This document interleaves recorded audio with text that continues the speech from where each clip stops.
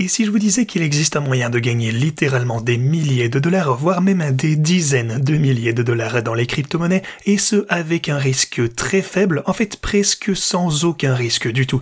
Eh bien aujourd'hui les gars, je souhaite partager avec vous tous ce qui pourrait être la stratégie la moins risquée de tous les marchés de la crypto afin d'augmenter le montant de capital avec lequel vous pouvez investir, et il s'agit de farmer les airdrops. L'une des principales raisons pour lesquelles les gens sont attirés par les marchés de la crypto, c'est parce qu'ils offrent de nombreuses opportunités de réaliser des rendements de malades qui ne sont pas disponibles autre part. Il existe d'innombrables histoires de personnes qui ont commencé avec très peu d'argent pour investir, mais qui ont réussi à gagner des sommes folles. Cependant, il est bien sûr beaucoup plus facile de gagner de l'argent en crypto si vous avez plus qu'un peu avec lequel commencer, et c'est là que le farming d'airdrop peut faire une énorme différence. Au cas où vous ne le sauriez pas, un airdrop se produit lorsqu'un projet récompense un groupe de personnes, généralement ses utilisateurs, avec une allocation gratuite de jetons lorsque le produit décide de se lancer. La valeur de ces jetons peut varier de quelques dollars, voire à des milliers, peut-être même des dizaines de milliers de dollars dans des cas plus extrêmes. Pour ne citer que les plus connus comme exemple, les airdrops de Uniswap, Arbitrage, Optimism, Aptos, DYDX ainsi que Blur ont tous récompensé de nombreux destinataires avec plus de 100 dollars dans le bas de gamme et plusieurs milliers de dollars pour les meilleurs utilisateurs. Dans cette vidéo, je couvrirai donc tout ce que vous devez savoir pour commencer à travailler vers la qualification pour de futurs airdrops, y compris certains projets qui ont indiqué qu'ils feraient l'objet d'un airdrop à l'avenir, ainsi que comment identifier par vous-même les projets prometteurs et la stratégie la plus efficace pour interagir avec ces fameux projets afin de pouvoir prétendre à des airdrops de leur part. Avant de commencer cependant, assurez-vous de vous abonner et d'activer la cloche afin de ne pas manquer d'autres vidéos comme celle-ci à l'avenir, ainsi que le reste du contenu que je publie ici sur cette chaîne. Ok, ceci dit, commençons par un petit peu d'encadrement pour identifier quels projets pourraient utiliser des jetons airdrop à l'avenir et lequel de ces projets ont le potentiel le plus élevé. De la même manière que lorsque vous évaluez un jeton qui existe déjà afin de décider si vous souhaitez l'acheter ou non, eh bien, il est important de choisir soigneusement les projets dans lesquels investir parce que si le projet réussit, eh bien, les jetons airdrop auront davantage de chances d'avoir plus de valeur. En dehors de vos propres recherches, une façon de déterminer la valeur potentielle d'un projet consiste à procéder à des cycles de financement annoncés publiquement. Plus la valorisation du projet augmente, plus vous pouvez vous attendre à ce que la valorisation du jeton soit élevée. Il existe d'ailleurs plusieurs façons d'identifier si un projet peut ou non faire l'objet d'un airdrop à l'avenir. La première est la plus évidente, et si le produit indique simplement que tel est son plan. Cependant, de nombreux projets choisissent de ne pas le faire afin d'éviter que les personnes n'utilisent pas leurs produits ou services uniquement afin de gagner des jetons gratuit. Un signe courant que certains produits affichent est l'utilisation d'une certaine forme de système de points pour leurs utilisateurs. Ces points servent essentiellement d'espace réservé pour le futur jeton. Habituellement, les projets donneront même des guides spécifiques sur la façon de gagner des points que vous pourrez donc ensuite suivre afin d'augmenter la taille de votre airdrop potentiel. Un signe plus discret qu'un token compte implémenter ceci peut être évoqué de la part de l'équipe qui prévoirait peut-être de décentraliser son projet ou de mettre en œuvre une gouvernance communautaire à l'avenir. De nombreux projets démarrent avec certains aspects centralisés afin de permettre un développement et des mises à jour plus rapides durant leur première phase, mais ont pour objectif au long terme de devenir décentralisés ou de permettre à la contribution de la communauté. Bien entendu, le moyen le plus courant de décentraliser ou de mettre en œuvre la gouvernance consiste à utiliser un jeton qui peut être ensuite utilisé pour voter. Ok les gars, ceci étant dit, examinons sans plus attendre les types de projets sur lesquels vous devriez vous concentrer et la meilleure stratégie pour les farmer. Les projets peuvent être divisés selon moi en deux catégories principales, il s'agit des couches de base et les applications. Les couches de base, ou base layer, incluent les blockchains telles que la couche 1 et couche 2 ainsi que les couches d'interopérabilité. Les applications incluent tout ce qui est construit sur une couche de base, et selon moi, la stratégie la plus efficace lors du farming de airdrop consiste à interagir avec des applications qui ont des airdrops potentiels construits sur des couches de base qui, elles, ont également des airdrops potentiels parce que toutes les transactions que vous allez effectuer seront donc essentiellement comptées deux fois. Si vous travaillez avec une très petite quantité de capital pour farmer, eh bien, il faudra vous concentrer sur les couches de bon marché ou les couches alternatives telles que Solana, parce que les frais des transactions bon marché vous permettront de générer beaucoup plus d'activités on-chain que si vous utilisez par exemple l'Ethereum ou une autre chaîne avec des frais de gaz élevés. Avec tout ceci en tête, on va maintenant aborder certains protocoles de couches de base qui pourraient vous permettre un airdrop à l'avenir. Pour commencer, on a Scroll, une couche de Ethereum alimentée par une technologie sans connaissance qui a lancé son réseau principal à la mi-octobre.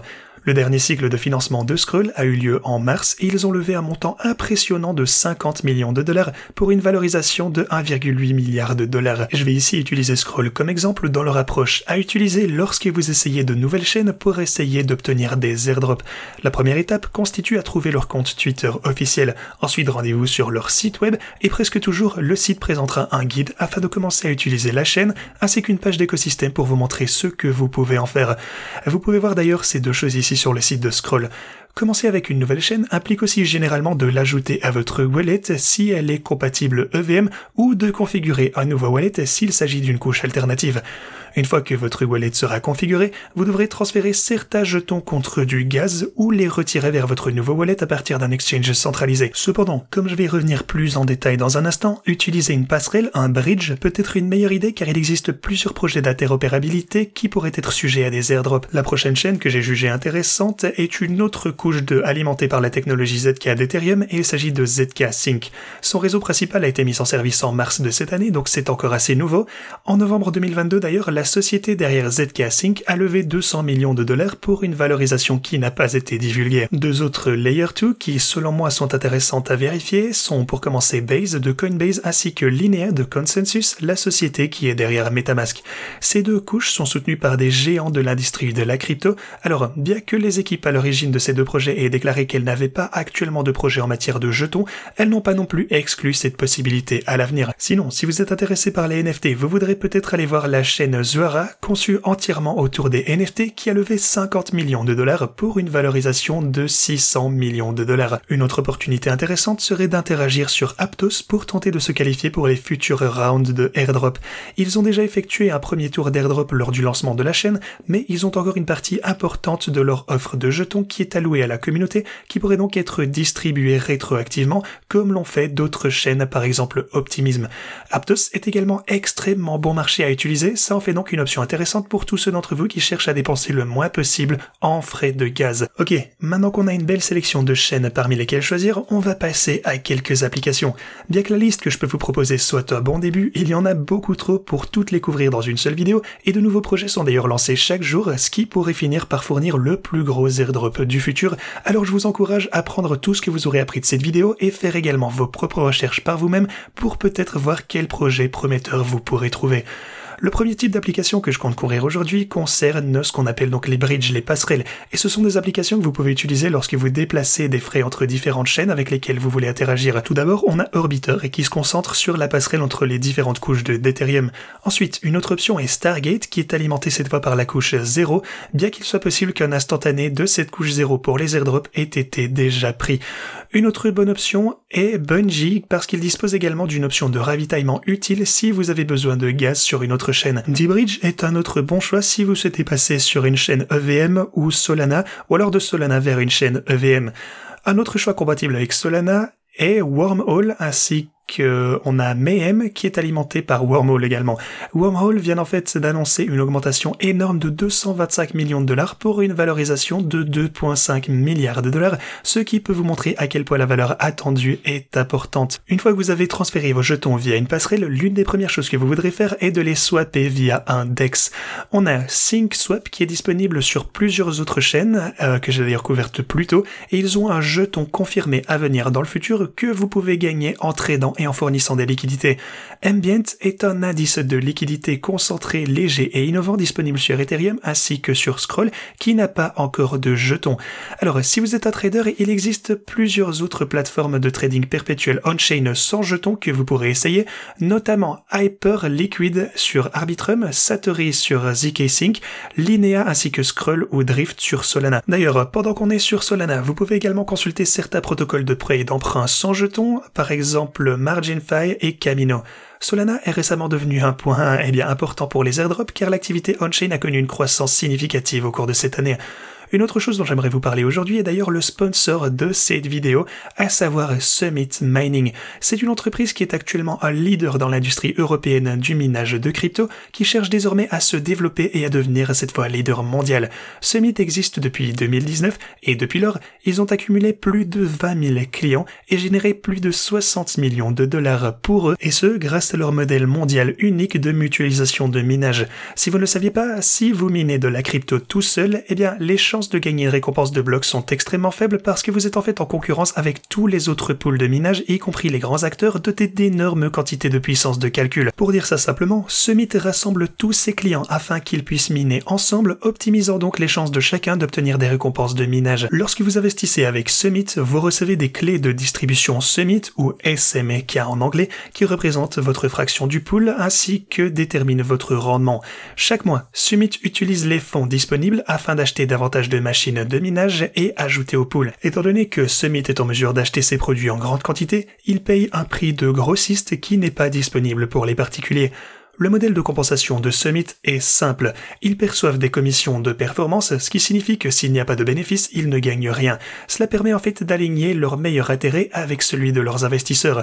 Si vous souhaitez donc essayer Summit Mining, alors vous pourrez utiliser le lien de la description pour vous inscrire et obtenir une réduction de 30% sur les frais de gestion pendant 3 mois. Cependant, même si vous n'êtes pas intéressé par le minage vous-même, vous pourriez peut-être être intéressé par leur vente de jetons qui vient d'être lancée récemment.